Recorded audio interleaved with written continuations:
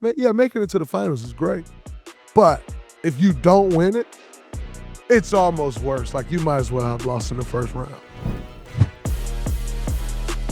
What's up, everybody? Welcome back to the Draymond Green Show with Baron Davis. BD will unfortunately not be here today. He's out sick. So I decided to hop on. Still need to get our fans the content. We need to give you some opinions. So instead of doing like a preview, because BD can't be here, I'm just going to hop on, answer some fan questions. And then BD and I will go live after game one of the NBA Finals. Also creating a fresh episode, breaking down the finals matchup, but also everything else going around the soap opera. Going on around the NBA. So make sure y'all lock in for that. But I'll get right into these questions. Number one comes from Zen Lollipop L. He said, I think last year when you were talking to a Knicks fan podcast host, you argued that the Knicks more or less overachieved in going to the second round. Later, you maintained that the Mikal Bridges trade would not get them to the finals. Presumably, you saw them eventually falling to the Celtics. But they actually ended up eliminating the Celtics and falling to the Pacers again. Given how everything ended up shaking out, do you still feel vindicated in your initial prediction? And with the extra information from this season's stats and results, where do you project the Knicks going forward? Well, number one, I don't feel vindicated about a prediction because it's just a prediction. It's just an opinion. So no, I don't. My basketball now, I know a lot of people out there talk about the game these days, and they do it in quite a way that's not indicative of true knowledge of the game, or they say hot things or bold takes because they need like people to look, because what they're saying isn't like, doesn't have much fabric to it. To its core, just not much fabric to some of these basketball predictions and analysis. So I said all of that to say I think people like live and die on like, oh man, like my prediction. It's a prediction for a reason. But then you actually have to go play the game. So those things actually don't really matter. In saying that, I think for myself, and just looking at, I said that that move doesn't get you to the NBA Finals, and it didn't. Even in beating the Boston Celtics, who everyone thought would be the team that's coming out of the East, you still didn't get to the NBA Finals. So, but there's reasons for that, right? Like, you trade for Mikal Bridges, you give up a lot, then you don't quite have the depth. Now, there are some that say Tibbs may not use the depth, but whether use it or not, they didn't quite have the depth that you need to compete at that level, get to the NBA Finals, win an NBA championship. I think one of the things that ultimately hurt them, when you look at the series that they did lose against the Pacers, one of the things that ultimately hurt them was that they didn't have the depth when Cat would get in foul trouble or Jalen Brunson would get in foul trouble. Like, they went on runs at some of those points for sure, but ultimately, you do need your best players on the floor. If your best players aren't best on the floor together, then that's an issue, and it's going to be hard to get to the NBA Finals anyway. So, didn't quite happen with them falling to the Celtics for multiple reasons. Not going to even get into those multiple reasons, but nonetheless, no, they did not make it to the NBA Finals. And if you want me to be quite honest with you, I personally think making it to the NBA Finals is one of the worst seasons you can have. And the reason being because if you don't win the NBA Finals, you're kind of like going to the NBA Finals and winning an NBA championship. Those two things are so far apart. Like, You can get to the NBA Finals and not be close to winning an NBA championship. And I know that may sound hard for people to believe, but those that have won championships would definitely understand what I'm saying. And those that have been there and didn't quite win would definitely understand what I'm saying. It's those two things are so drastically far apart. Like making it to a conference finals, like you're so far away from winning a championship, and it looks like it's close because you're one series away. The NBA Finals look like you close because you lost in the actual NBA Finals, but the difference in between winning and losing the NBA Finals for a lot of teams. Every now and then you have that 2016 Warriors versus Cavs, Game 7, down to the wire, takes Kyrie Irving to hit a crazy shot, take Bron to get a crazy block. Every now and then you have that, and like you're right there. But like sometimes you see teams like losing an NBA Finals 4-2, like the record itself doesn't tell the answer, but they could have won 2 games in the NBA Finals and really not been close to winning an NBA championship. That's how hard it is to win 4 games in an NBA Finals. Even if the Knicks made it to the NBA Finals and didn't win it, that's not some accomplishment to me. Like you get nothing for making the NBA Finals except a couple $10,000 more than the conference final loser, than what you would have got for making the conference finals. And you get another 3 weeks shorter summer. Of the conference final loser, and if you're not, if you compare it to a team that played in or didn't make the playoffs, you're an entire 9 weeks off your summer. And for a team that made the second round or, made it to the first round, you're probably 7 weeks. The numbers are what they are. They're not exact. Point being, you walk with nothing. Like the team go on and celebrate and have this incredible summer. And like, you're kind of left stuck there trying to figure out like, were we really close? Do we need to run it back with this team? What's the tweak we need to make? Because we were right there, or we weren't really right there. Only some GMs are smart enough to figure out like, yeah, we were there, but we really weren't there. Like the close. But you're kind of left in this position of like, maybe we're one tweak away. But what you should understand about this thing is one tweak could actually like, it's like Jenga sometimes, like one tweak of a roster could make the whole thing fall. So it's not just always like, it's not like a simple fix, but you may think it is. And while you think it is and you made it to the NBA Finals and lost, there are other teams that like felt like they needed to make a big change or 2 or 3 and like are coming for you. And you're kind of left in the same spot thinking you close. And you may not be that close, or that one tweak could like really put you far further away than you were. So it's not like, oh, you just do it again, or you had some like huge level of success. Like, yeah, making it to the finals is great. But if you don't win it, it's almost worse. Like you might as well have lost in the first round. So that's kind of how I feel about that. And as far as the Knicks going forward, yeah, I think going forward, in order to win, it ain't there yet. I just don't foresee it. I think in order to win, the Knicks need to bring in a great player. I can't talk specific names because I'm not going to give my money away for that. But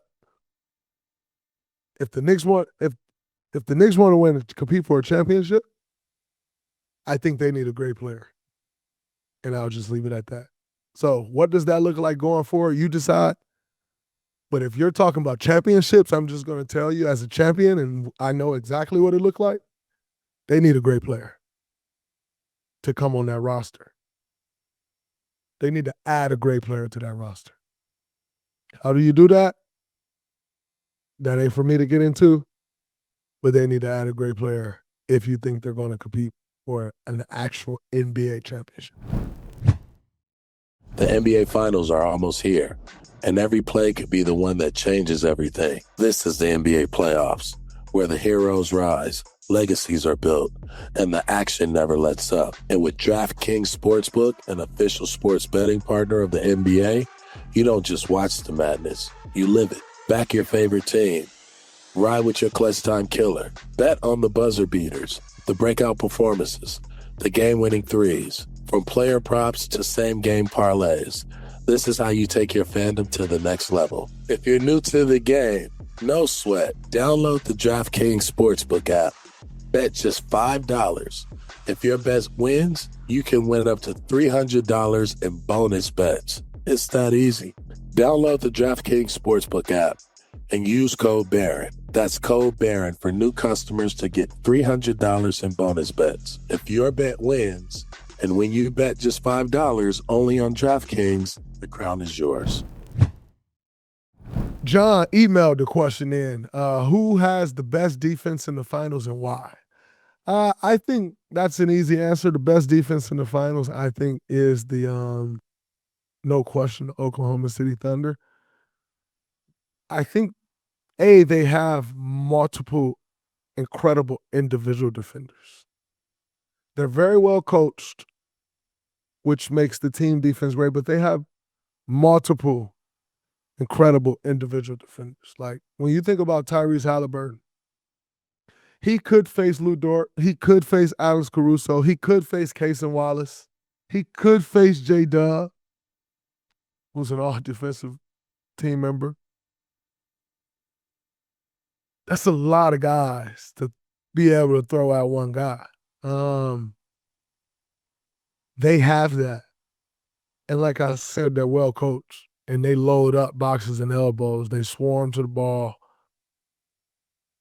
I think, so that goes without saying. I think where Indiana could cause them trouble is if the offense isn't clicking, because I don't think OKC run like a super complicated offense. So if the offense isn't clicking and Indiana's getting off to the races, I don't know that OKC's transition defense is that great. And that's where Indiana could cause them some issues. If the transition defense isn't, I don't think their transition defense isn't that great. But who has the best defense? They have the best defense by a long shot in this NBA Finals. In the NBA, they have the best defense. At Baller2223, you talked about OKC's seriousness earlier in the season. Now that they're in the finals, when did you notice they flipped the switch? I think as the season went on, you saw the interviews change. Like, the messaging in the interviews changed. But in saying that, I do think they still go about their business the same way. Like, it's not like, oh, man, they made some huge change. Like, they go about their business how they go about their business. What works for you works for you. I personally still think it'd be incredible to see Shai in interviews by himself. I think it'll still do more for Shai's brand to see Shai in interviews by himself.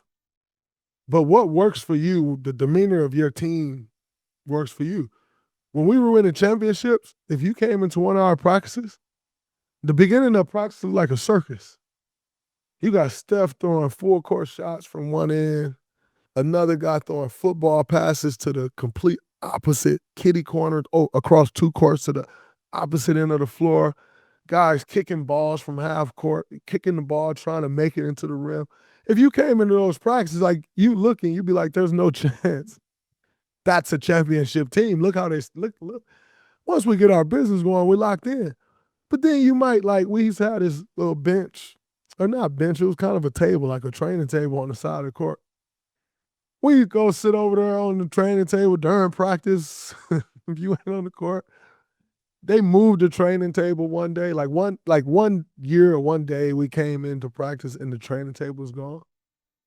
You would have thought, like, whatever the wildest thing you can think of happened, you would have thought that happened. Everybody in there going crazy, like, yo, where the table at? The next day, the table was back. Like, it almost come off as a joke. Like I said, when we're about our business, we're about our business, and we're locked in and we dialed in, we're getting our work done. But anything outside of music, blast, like, it's a joke. And so I said all that to say, what works for you works for you. There are some things that they do that I don't like, that as the leader of a team at this point in my career, I don't think I'd want our team doing that. But I also don't know the culture of that locker room. I also don't know their culture. And so what works for you, and you got to go with that. I do think they have a great young leader in Shai who has built the culture. Like, Shai has taken part in building that culture back there. Obviously, Sam Presti got a great culture, but Shai has built that culture there from the beginning. Him and Lou Dort, they built that culture. And so, as the guys who built that culture, you know how to lead it. And I respect Shai, especially as a leader. Lou Dort, how he go about his business, but Shai is the clear-cut leader.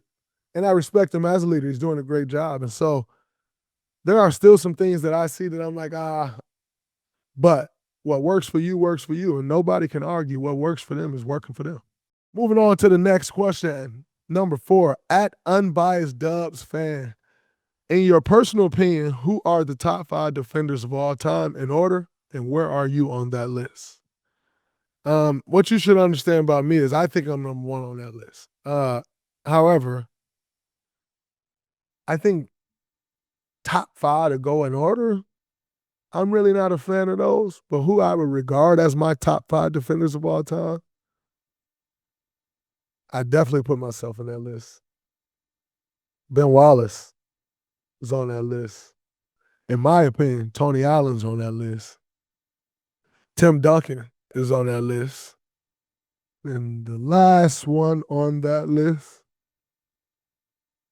also understand, like, I'm not including Bill Russell. I didn't see them play. I have the utmost respect for those guys, the pioneers, the utmost respect. But I'd be lying to you if I'm like, Bill Russell, Wilt Chamberlain, like, I'm just going off stats, and I don't love when people do that because there's an eye test, and I haven't seen enough of their games to say that. So understand, I'm not excluding them. I was born in 1990, and that's my only reason for not including them. But I'm not excluding them or, saying they're not it. They very much so could be. That's a little before my time. I've seen some of their games and watched stuff here and there, but to say top 5, like, of all time, like, you have to see more games than I've seen of theirs. And so I'm not going to be a hypocrite and be like, oh, those guys, like, that would be fake of me. So understand that. And saying all of that, and my 5th would go to, well, I actually did have the opportunity to see very young in my life, but more film around him, Hakeem Olajuwon. That would be my top 5. So my top 5 in no particular order: myself, Tim Duncan, Ben Wallace, Hakeem, and Tony Allen. Number 5, at Asian Sensation 3286. How do you manage to defend players who are either more athletic or have a height advantage over you? It's amazing at your height that you can defend all positions effectively.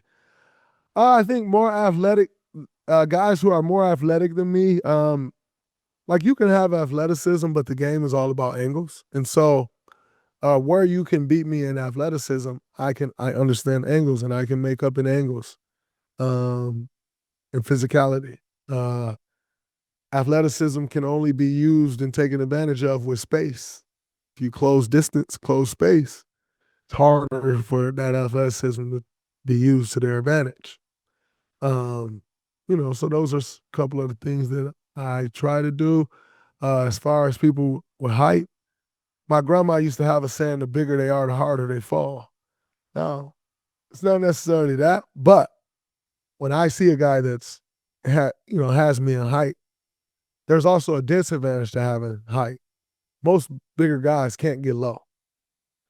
And there's this old saying, low man wins. When I played football growing up, we always say low man wins. And so for me, I'm always looking to get lower than the guys who are taller than me because now I have leverage, which can then persuade you to get into your spot. And if you can stop somebody by even an inch from getting to the spot that they want to, that changes the shot. And ultimately, if I can be lower than you, I can stop you from getting to the exact spot you want to get to take the shot that you want to take. That possession goes in my favor. Whether you make or miss the shot, you can still make or miss the shot, but I'm going to make the bet that over the course of time, over the course of a 48-minute game per se, if I make you take the shot that I want more often than you get the opportunity to take the shot that you want to take, I'm going to win over the course of 48. You take 20 shots, and I can make you take 13 of them you didn't really want to take those, as opposed to you being 7 for 13, maybe you're 4 for 13. Advantage me. And so that's kind of how I like to approach it. I always think low man wins. And I try to make sure I'm lower than those guys and then use my angles. Question 6, at QWill5. If you could add or change a rule in the NBA, what would it be and why? I don't know that it's necessarily a rule that I care most about. I would shorten the season. I just think it's too many games. And at the speed that the game is played at today, I know people always talk about, oh, man, guys always did that. Them guys, like, no disrespect to the guys that came before me, but they used to walk the ball up the court. Like, the speed that the game is played at today, the amount of ground that's being covered today as opposed to before in the NBA, it's drastic. And so I just think the season is a little long, and you don't always end up seeing the best of the best from the best. So I don't know if that's necessarily a rule, but I do think it's a problem. Well, I know Bron talked about there being a month off before the playoffs. I don't know that that's possible. You kind of get guys could get a bit out of shape, and it could have an adverse effect. Guys getting back in, all of a sudden you pull something because it's been a month. So I don't know if it's necessary, if a month is the right answer. But 2 weeks ain't no basketball, ain't no NBA player getting out of shape in 2 weeks, but you can get a lot healthier in 2 weeks, You look at Steph Curry pulling a hamstring and to your point, Aaron Gordon saying 2 days in between games. I agree. You look at, because here's the thing. If you end up with a series like Houston and it's a day in between games, that's a 4-hour flight, 4.5-hour flight from San Francisco to Houston on a day in between the game. That's your rest day. So by the time you land in Houston, it's 8 o'clock at night. If you just try to get the guys a little sleep and not leave at 10 and leave at 12, all of a sudden you get into Houston. By the time you make it to the hotel, it's dark. 8 o'clock at night. You're trying to get dinner. And then everything is quick, like you're getting ready for bed. So the recovery process ain't great. Is it about bunching in games, or is it about the best man winning, the best team winning, putting your best product out there on the floor for the fans? And I think that's where you run into the issue. And so I agree with AG. Like, there's 2 games. We played Boston in the NBA Finals. Robert Williams was dealing with a knee injury. When he was out on the court, they were really good. When we had a day in between games, brother, man, could not move that second game. When there was 2 days in between games, oh, man, that game he played after them 2 days was stellar. That could possibly change the outcome of the series. I still think we beat them, but that could change something. Well, does one day, does it help? Absolutely. So, as I said, not quite a rule change, maybe a concept change, but If you want the best, I think that needs to change.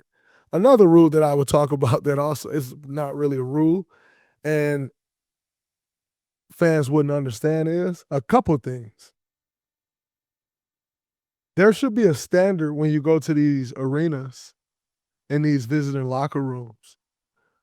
When you're accustomed to a certain level of things, a certain thing for recovery, cold tub, hot tub, sauna, when you have a routine that you do for recovery, and then you go on the road for 2 weeks and you can't hit that because of the 7 games that you played, one team you had access to a cold tub, one team you had access to a sauna. It doesn't allow the product to be as great as it can possibly be. So in turn, it affects the fans, right? It's something that fans don't see, but I'm telling you, it's something that affects fans because you're not getting the best product. Another standard that should be that ultimately help players, which helps fans. You go to some of these arenas, some of the chairs are low as hell. You sit, your like hips are. The chairs on a bench across the NBA should be standard, should have to be a certain height. Hip positioning makes all the difference from hip. But guess what else that affects? It affects backs, which ultimately can affect calves, which ultimately can affect hamstrings, can affect Achilles. It can affect knees, right? Like all this stuff is a trickle-down effect. There should be a certain standard for stuff like that. Because again, those things allow for the product to stay in the best possible shape as it can stay for the fan that paid their hard-earned money. There's no standard. So from arena to arena, locker room shit, benches, low as hell, trash, I think those things need to be changed. It's 2025. You mean to tell me there's not a standard? Hey, ownership, you've made all this money. There's a certain standard that your visiting locker room should be. It should have these things. It don't have to be the most expensive whirlpool, hot tub, cold tub. Ryan Smith, Utah, added a cold tub, hot tub. It don't look like it's something that is crazy expensive. But it makes a difference. Golden State Warriors, I think they got a very expensive one, whole situation going over there in the visitors' locker room.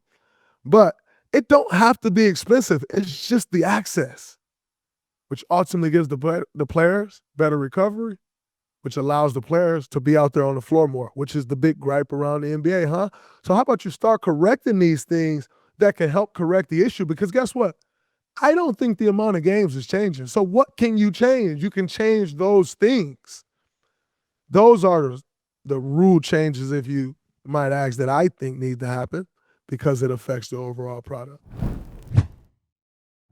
Hey, so we all make mistakes, but owning up is the right thing to do. You know Degree Cool Rush deodorant? Well, last year, they changed the formula, and it did not go well with their fans. Degree's whole thing is it turns up the sweat and odor protection when you turn up the effort. And good thing it does, because Cool Rush fans really turned up the effort to bring back the original formula. One guy even started an online petition. And Degree, listen, they admitted they effed up and are bringing the original Cool Rush scent back. And it's exactly how you remember it. Cool, crisp, and fresh. It's back in Walmart, Target, and other stores now for under $4. There's a reason why it's been the #1 men's antiperspirant for the last decade. It's the same reason why people were not happy when it changed. So if you never tried it, it might be a good time to see what the fuss is about. Head to your local Walmart or Target to try the OG Degree Cool Rush for yourself. At Love the Game 20, who are the top 5 players in the NBA without a ring? You got to go talk to somebody else without a ring. I don't have without ring talks. I'll take that a step further. There are some guys that have rings because you need luck, and they just didn't catch the break. You need luck on your side to win rings. Health, right? It ain't always apples to apples, and just because you don't have a ring doesn't necessarily make you not a winner. Because I see people throw that type of salt all the time, like Chris Paul not a winner. Chris Paul's a winner. Hasn't had the luxury of winning the ring, but dude, a winner. No question. Is a winner. It's been proven. So I don't I don't get off into all of that. It's very hard to do. Don't get me wrong. Like, there's a certain respect that comes with doing it, as it should. But I'm not. I'm not the one to talk. That ain't me. I don't like that. At moving on. At Math Bell K5.